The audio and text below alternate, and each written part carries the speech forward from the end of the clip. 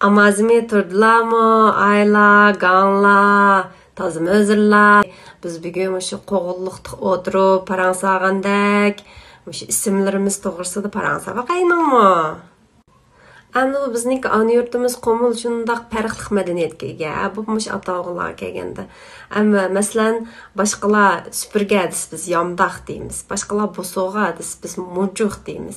Am bizniki o'zimizniki mushu atog'larimiz bilan bir yerga borganda o'zimizni tanishtirsak, shunchalik ismlarimizdan mush atog'lar deb faxrlanib turib o'zimizni tanishtira olamiz, shunaqqa.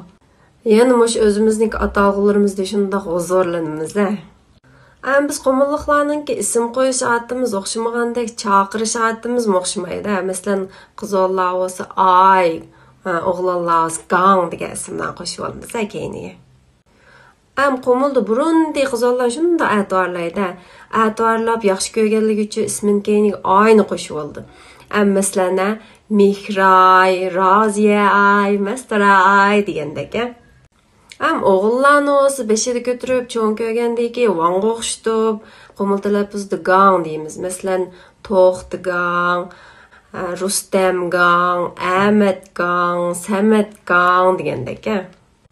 Tag'im qiziqarli yeri apdadisi akiltib uydagi o'g'lini Aygan deb chaqirdi. Anglamoq uchun chiroyli anglandi. Buning shunda bir xil madaniyat ifodalanib turgandan keyin anglasam shunda hayajonlanman. Biz ehran aylı dotağa özler.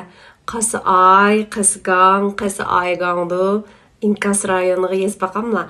Bitta isim orqali o'zlarininki Qomulluq ekanligini isbotlab bersa, biz o'zlarini İnkas rayoni saqlayman. Xayr xo'sh.